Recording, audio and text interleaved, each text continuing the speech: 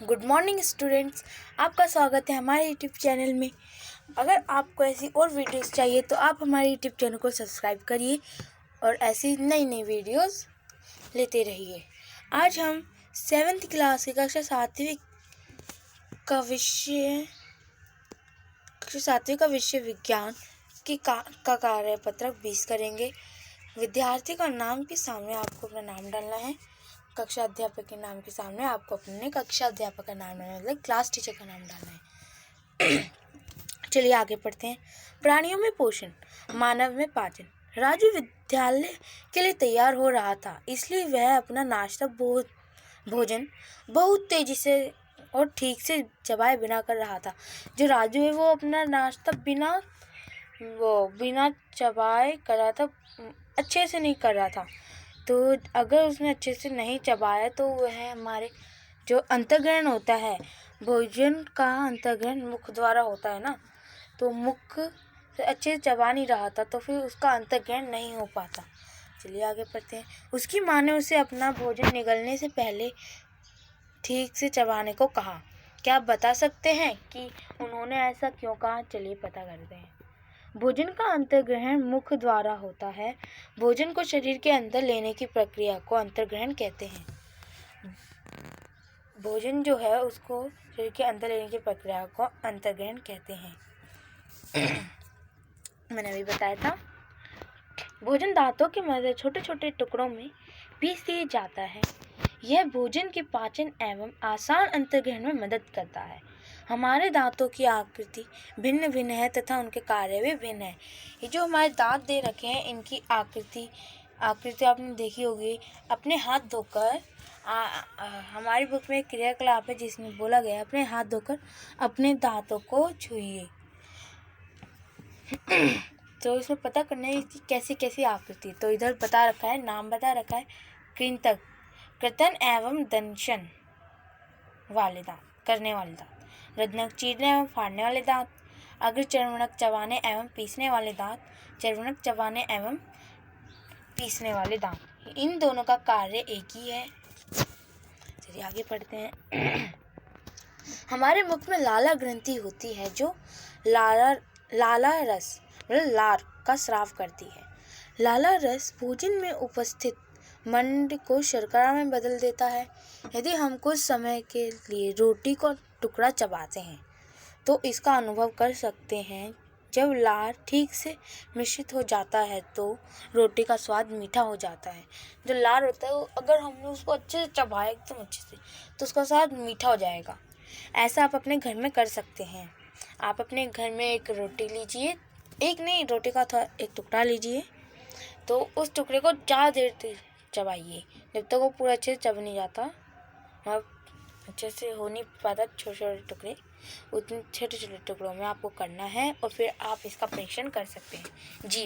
जीभ एक मांसपेशीय अंग है जो पीछे की ओर मुख गुहिका के अधर तल से जुड़ी होती है। जो हमारी जीभ है वो मांसपेशीय अंग है जो पीछे की ओर मुख गुहिका के अधर तल से जुड़ी होती है। इस पर स्वाद कालिकाएं होती है जो भोजन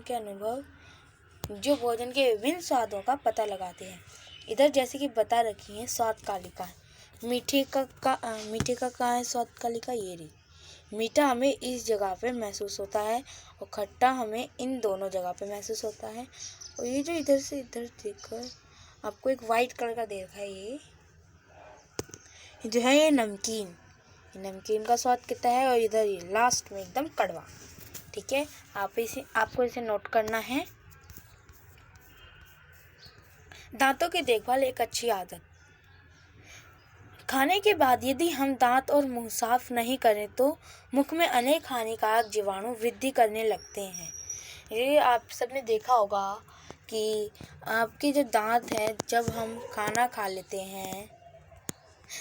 खाते हैं तो ये जो खाने के अंदर भी कुछ जीवाणु हो सकते हैं जो कि हमारे दांतों के अंदर फंस जाते हैं और वे सब एक जो शर्करा होता है ना, शर्करा जो होता है उसको अम्ल में विखंडन करके अम्ल बना देते हैं। शर्करा का विखंडन करके अम्ल बना देते हैं और जो अम्ल होता है वो हमारे शरीर के लिए काफ़ी हानिकारक होता है। तो इस वजह से हमारे दांत में काफ़ी दर्द होने लगता है और वह टूट जाते हैं। इसलिए हमें कम से कम 2 बार ब्रश या दांतों से दांत साफ करना चाहिए और कुछ भी खाने के तुरंत बाद कुल्ला करना चाहिए। हम सबके बड़े बुजुर्गों ने बताया होगा कि बुजुर्गों नहीं, सब बड़ों ने बताया होगा कि हमेशा ऐसे ही प्रतिदिन हमें कम से कम 2 बार ही दांत साफ करने चाहिए या फिर इससे ज़्यादा भी, और कुल्ला करना चाहिए हर एक चीज़ खाने के बाद। अभ्यास के लिए प्रश्न। पहला प्रश्न है, भोजन करते समय हमें इसे ठीक से क्यों चबाना चाहिए? चलिए देखते हैं इसका आंसर।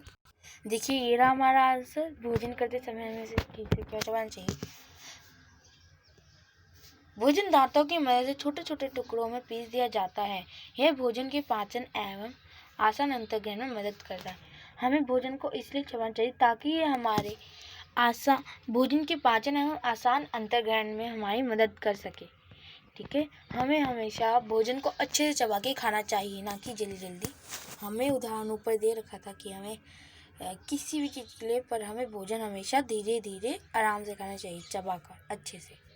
चलिए हमारा दूसरा प्रश्न है, हम अपने दांतों की देखभाल किस प्रकार कर सकते हैं? चलिए करते हैं इसका आंसर। हम अपनी दांतों की देखभाल किस प्रकार कर सकते हैं? प्रतिदिन हमें कम से कम 2 बार ब्रश या दातुन से दांत साफ करना चाहिए और कुछ भी खाने के बाद कुल्ला करना चाहिए। अभी मैंने ये आपको बताया था वर्कशीट के अंदर। चलिए वर्कशीट में हमारा तीसरा प्रश्न है, निम्नलिखित में से प्रत्येक का एक कार्य लिखें। हमें इन सब का एक एक कार्य लिखना है। लार, जीभ, लाला ग्रंथि। चलिए लिखते हैं इनके कार्य। ये देखिए ये रहे इनके कार्य। लाला ग्रंथि का लाला रस स्राव करती है। लाला रस मतलब लार, लाला रस मतलब लार। ठीक है। जीभ स्वाद का पता लगाती है। चर्वणक चबाने एवं पीसने वाले दांत। अभी हमने पढ़ा था वर्कशीट में, चबाने एवं पीसने वाले दांत को चर्वणक कहते हैं। लार भोजन को मुलायम बनाती है ताकि हम भोजन का हमारा शरीर में आराम से अंतर्ग्रहण हो सके। तो वर्कशीट में चलिए हमारी वर्कशीट कंप्लीट हो गई है। अगर आपको ये वीडियो अच्छी लगी, हमारी वर्कशीट की वीडियो, तो इसे लाइक और कमेंट करना ना भूलिएगा। धन्यवाद।